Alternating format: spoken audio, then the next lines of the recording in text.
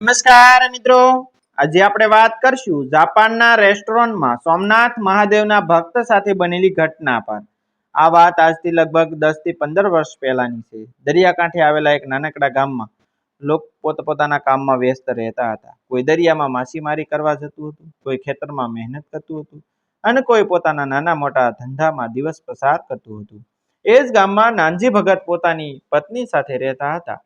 નાનજી ભગત મૂળ બ્રાહ્મણ હતા અને ભગવાન સોમનાથ મહાદેવમાં તેમની અતૂટ શ્રદ્ધા હતી। તેમના માટે સોમનાથ મહાદેવ માત્ર મંદિરમાં મૂર્તિ નહોતા, પરંતુ તેમના જીવનનો આધાર હતા।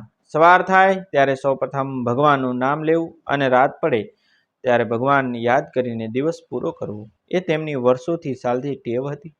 નાનજી ભગત સોમનાથમાં જ રહેતા હોવાથી મહિનામાં 1-2 વખત તો સોમનાથ મહાદેવના દર્શન કરવા જરૂર જતા। દર વખતે મંદિર તરફ જતા તેમના પગલામાં એક અલગ જ ઉત્સાહ દેખાતો હતો। તેઓ કહેતા હતા કે મારા માટે મહાદેવના દર્શન એટલે આખા મહિનાની કમાણી। ત્યાં જઈને 2 ઘડી બેસી આવું એટલે મન શાંત થઈ જાય। તેમની પત્ની પણ તેમના આ વિશ્વાસને સમજતી હતી। ક્યારેક તે કહેતી કે તમે મહાદેવને એટલા માનો છો કે જાણે આખો પરિવાર તેમની પાસે જ સોંપી દીધો હોય। ત્યારે નાનજી ભગત હળવું સ્મિત કરીને કહેતા કે મહાદેવને સોંપી દીધું હોય તો ચિંતા શેની કરવી। નાનજી ભગતના પરિવારમાં તેમનો એક દીકરો હતો। દીકરો મહેનત કરીને જાપાન પહોંચ્યો હતો અને થોડા સમય પછી ત્યાં પોતાનું રેસ્ટોરન્ટ ચલાવવા લાગ્યો હતો। શરૂઆતમાં તેના માટે પણ જાપાનનું જીવન સરળ નહોતું। અજાણ્યો દેશ, અલગ ભાષા, અલગ જીવનશૈલી અને પોતાના દેશથી દૂર રહીને મહેનત કરવી સહેલી વાત નહોતી। પરંતુ તેણે ધીમે ધીમે ત્યાંનું જીવન સમજ્યું અને પોતાની મહેનતથી રેસ્ટોરન્ટ ઊભું કર્યું। થોડા વર્ષો પસાર થયા પછી તેણે પોતાના માતા પિતાને પણ જાપાન બોલાવી લીધા। નાનજી ભગત અને તેમની પત્ની માટે આ એકદમ નવું જીવન હતું। જાપાનની ગોઠવેલી સડકો, લોકોની સમયની પાબંદી, શાંતિથી ચાલતું જીવન અને દરેક કામમાં દેખાતી શિસ્ત તેમને નવી લાગતી હતી। તેમ છતાં નાનજી ભગત જ્યાં જાય ત્યાં પોતાની સાથે એક વસ્તુ જરૂર રાખતા હતા અને એ હતી ભગવાન સોમનાથ મહાદેવ પ્રત્યેની તેમની ભક્તિ। તેમના દીકરાનું રેસ્ટોરન્ટ પણ જાપાનની જીવનશૈલી પ્રમાણે વ્યવસ્થિત રીતે ચાલતું હતું। લોકો સમયસર આવતા, ભોજન લેતા અને શાંતિથી પોતાના કામે જતા। નાનજી ભગત ક્યારેક રેસ્ટોરન્ટમાં બેસતા અને પોતાના દીકરાને કામ કરતો જોતા। દીકરો આખો દિવસ દોડધામ કરતો ત્યારે પિતા કહેતા કે બેટા મહેનત કરજે પણ ભગવાનને ભૂલતો નહીં। દીકરો હસીને જવાબ આપતો, બાપુ તમે તો અહીં પણ મહાદેવને સાથે લાવી દીધા હો। ત્યારે નાનજી ભગત કહેતા કે મહાદેવને સાથે લાવ્યા નથી બેટા, મહાદેવ તો જ્યાં ભક્ત હોય ત્યાં હોય છે। દીકરાએ પિતાની આ વાતને હંમેશા માન આપી દીધી હતી। એટલા માટે તેણે રેસ્ટોરન્ટમાં ભગવાન સોમનાથ મહાદેવનો એક ફોટો એવી જગ્યાએ લગાવ્યો હતો જ્યાં નાનજી ભગત રોજ પૂજા કરી શકે। દરરોજ નાનજી ભગત વહેલી સવારમાં ઉઠતા, પોતાની રીતે પૂજા કરતા અને ત્યારબાદ મહાદેવના ફોટા સામે થોડો સમય બેસતા। જાપાનની વ્યસ્ત જીવનશૈલી વચ્ચે પણ તેમના માટે આ સમય સૌથી શાંતિભર્યો હતો। આસપાસ લોકો પોતાના કામમાં વ્યસ્ત હોય, રેસ્ટોરન્ટમાં કામ શરૂ થતું હોય, રસોડામાં ભોજન તૈયાર થતું હોય અને બહાર લોકો આવતા જતા હોય, છતાં નાનજી ભગતની નજર માત્ર મહાદેવના ફોટા પર રહેતી। તેમને દુનિયાની કોઈ બીજી વસ્તુઓ ખ્યાલ રહેતો નહીં। તેમના દીકરાને પણ ખબર હતી કે પિતાની આ ભક્તિમાં કોઈ ખલેલ પડે તો તેમને ખૂબ દુઃખ થાય।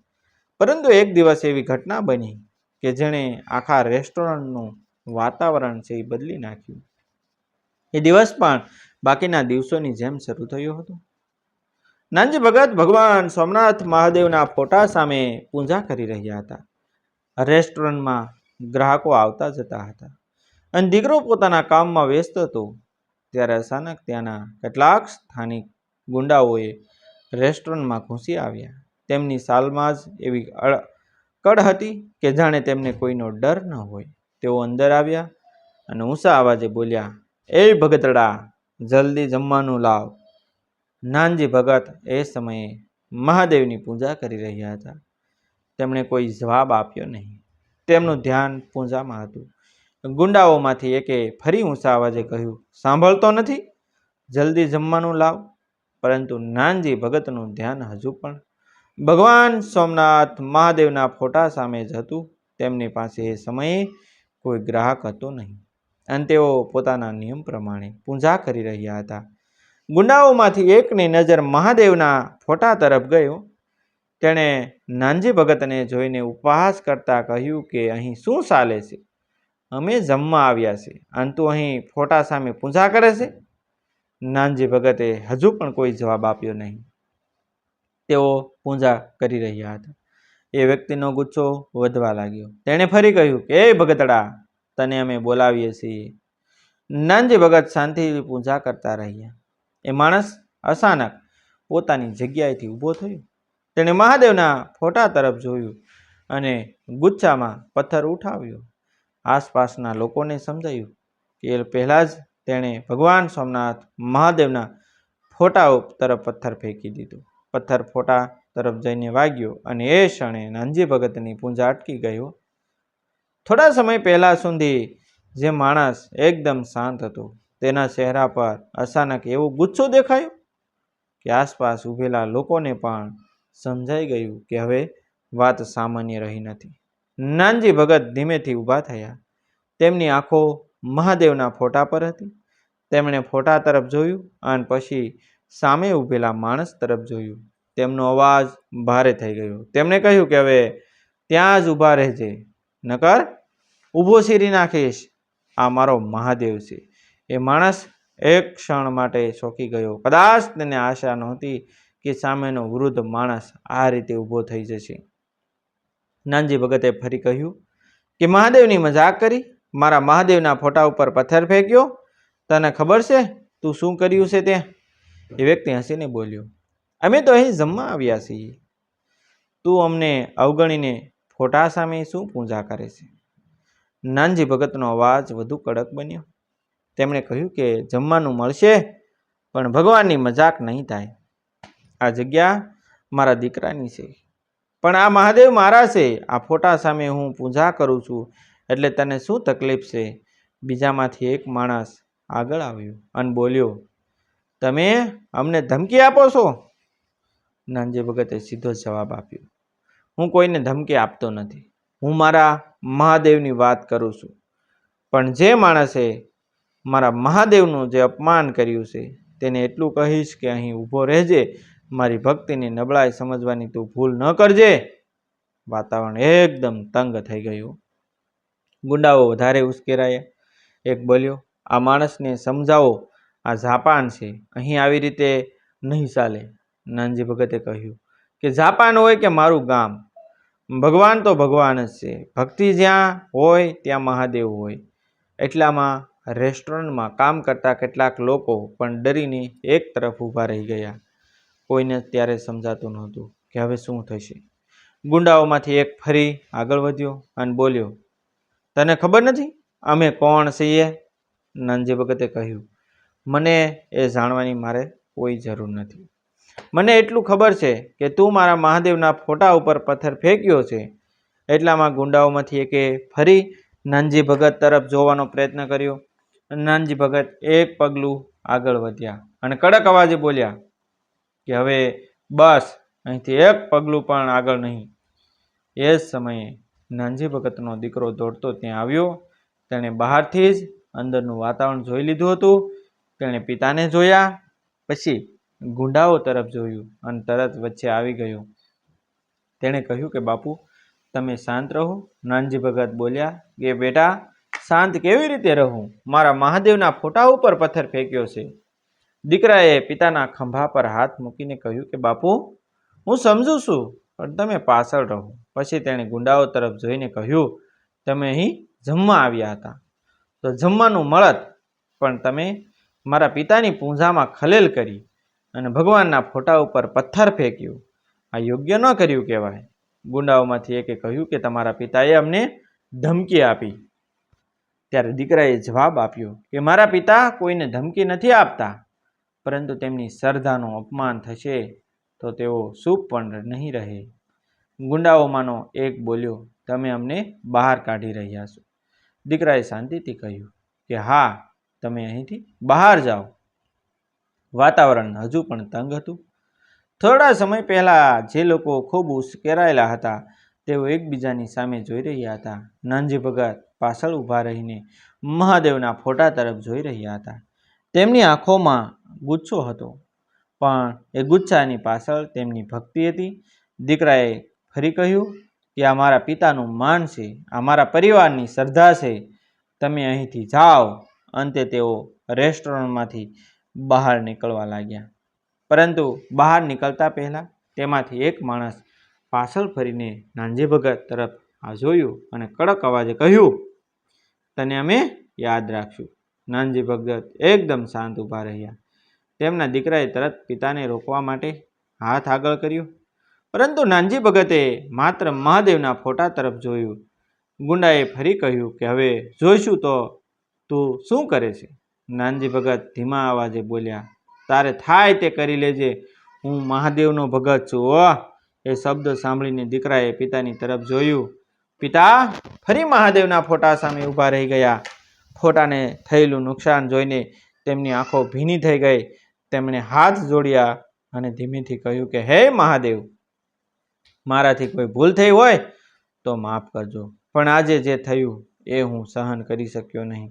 દીકરો તેમની બાજુમાં ઊભો રહ્યો. તેણે કહ્યું કે બાપુ, તમે ચિંતા ન કરો. નાનજી ભગતે કહ્યું કે બેટા, મને મારી ચિંતા નથી. મને તો એટલું દુઃખ છે કે કોઈએ મહાદેવની મજાક કરી. દીકરાએ કહ્યું કે તમારી ભક્તિ હું જાણું છું બાપુ. નાનજી ભગતે તેના તરફ જોઈને કહ્યું કે બેટા, દુનિયામાં માણસ પાસે બધું હોય છે, ભગવાન ન હોય તો એ બધું શું કામનું? અને ભગવાનનો સહારો હોય તો માણસ એકલો હોવા છતાં એકલો નથી. રેસ્ટોરન્ટની અંદર થોડા સમય પહેલા જે ગભરાટ હતી તે ધીમે ધીમે શાંત થવા લાગ્યો. લોકો પોતપોતાના કામે પાછા ફર્યા, પરંતુ નાનજી ભગતના મનમાં એ ઘટના ઊંડે સુધી ઉતરી ગઈ હતી. તેઓ મહાદેવના ફોટા સામે બેઠા રહ્યા. દીકરાએ ફોટો સાફ કર્યો અને કહ્યું કે બાપુ, હું આ ફોટો ફરી વ્યવસ્થિત કરી દઈશ. નાનજી ભગતે કહ્યું કે ફોટો તૂટે તો ચાલે, શ્રદ્ધા ન તૂટવી જોઈએ. દીકરો થોડા સમય ચૂપ રહ્યો.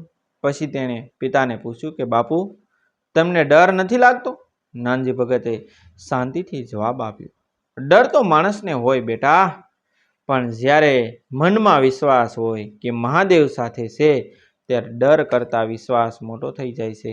બહાર જાપાનની સડકો પર લોકો પોતાની રોજિંદી જિંદગીમાં વ્યસ્ત હતા. કોઈને ખબર નહોતી કે રેસ્ટોરન્ટની અંદર થોડા સમય પહેલાં શું બન્યું હતું. જાપાનનું જીવન પોતાની ગતિએ ચાલતું રહ્યું, પરંતુ નાનજી ભગત માટે એ દિવસ સામાન્ય દિવસ રહ્યો નહોતો. તેમણે તે દિવસ ફરી એકવાર અનુભવ્યું હતું કે ભક્તિ માત્ર પૂજા કરવાની વાત નથી.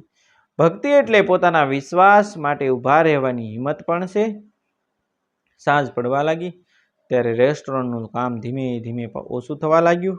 નાનજી ભગત ફરી મહાદેવના ફોટા સામે ગયા. તેમણે હાથ જોડ્યા અને આંખો બંધ કરી. તેમની પત્નીએ ધીમેથી પૂછ્યું કે આજે જે થયું એ પછી પણ તમે મહાદેવને એ જ રીતે યાદ કરો છો? નાનજી ભગતે આંખો ખોલી અને કહ્યું, એમાં શું બદલાય? માણસે પથ્થર ફેંક્યો છે, મહાદેવ પરનો મારો વિશ્વાસ તો ફેંકી શક્યો નથી.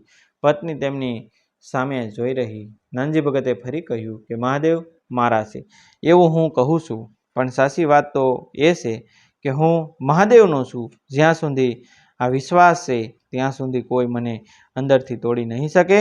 દીકરો થોડે દૂર ઊભો રહી આ વાત સાંભળી રહ્યો હતો. તેને પોતાના પિતાની ભક્તિનો અર્થ કદાચ એ દિવસે પહેલાં કરતાં વધારે સમજાયો. બહારથી નાનજી ભગત એક સામાન્ય વૃદ્ધ માણસ જેવા લાગતા હતા, પરંતુ તેમની અંદર મહાદેવ પ્રત્યે જે વિશ્વાસ હતો તે કોઈ પણ પરિસ્થિતિ કરતાં મોટો હતો. તે દિવસે રેસ્ટોરન્ટમાં જે પથ્થર ફેંકાયો હતો તે માત્ર એક ફોટાને વાગ્યો હતો, પરંતુ નાનજી ભગતના મનમાં એ ઘટનાએ એક વાત વધુ મજબૂત કરી દીધી હતી કે જીવનમાં ગમે તેટલી મુશ્કેલી આવે, માણસે પોતાના વિશ્વાસને છોડવો નહીં. રાતે રેસ્ટોરન્ટ બંધ થયું. દીકરાએ બધું વ્યવસ્થિત કર્યું. નાનજી ભગત છેલ્લે મહાદેવના ફોટા સામે ઊભા રહ્યા. તેમણે હાથ જોડ્યા અને તે ધીમેથી એને કહ્યું કે સોમનાથ મહાદેવ, તમે જ્યાં રાખો ત્યાં રહીશ, જે આપો તે સ્વીકારીશ, પણ મારી ભક્તિ ક્યારેય ન છૂટે એટલી શક્તિ આપજો. દીકરાએ પિતાને જોયા અને કહ્યું કે બાપુ ચાલો હવે ઘરે. નાનજી ભગતે મહાદેવના ફોટા તરફ છેલ્લી વાર જોયું અને કહ્યું કે ચાલ બેટા. બંને બહાર નીકળ્યા. જાપાનની રાત પોતાના શાંત સ્વરૂપમાં હતી. રસ્તાઓ પર પ્રકાશ હતો. લોકો પોતાના ઘરો તરફ જઈ રહ્યા હતા અને રેસ્ટોરન્ટના દરવાજા ધીમેથી બંધ થઈ રહ્યા હતા. પરંતુ નાનજી ભગતના મનમાં માત્ર એક જ વાત હતી કે તારે થાય તે કરી લેજે, હું મહાદેવનો ભગત છું. અને કદાચ એ જ એક વાક્યમાં તેમની આખી જિંદગી સમાઈ ગઈ હતી. કારણ કે માણસ પાસે દુનિયાની કોઈ પણ વસ્તુ છીનવાઈ શકે છે, પરંતુ જે શ્રદ્ધા તે પોતાના હૃદયમાં સાચવીને રાખે છે તેને કોઈ બહારનો માણસ તોડી શકતો નથી. આ શિવકરણ આ વાર્તા માત્ર મનોરંજન અને ભાવનાત્મક રજૂઆતના હેતુથી લખાયેલી કાલ્પનિક રચના છે. તેમાં દર્શાવવામાં આવેલા પાત્રો, ઘટનાઓ અને પ્રસંગોનો કોઈ વાસ્તવિક વ્યક્તિ, પરિવાર અથવા સંસ્થા સાથે સીધો સંબંધ નથી. કોઈ ધર્મ, દેશ, સમાજ કે વ્યક્તિની લાગણી દુભાવવાનો પણ નથી. થેન્ક યુ મિત્રો. મળશું આપણે એક નવા વિડીયો સાથે એક નવી સ્ટોરી સાથે. ત્યાં સુધી આપ સૌનો આભાર. જય હિન્દ.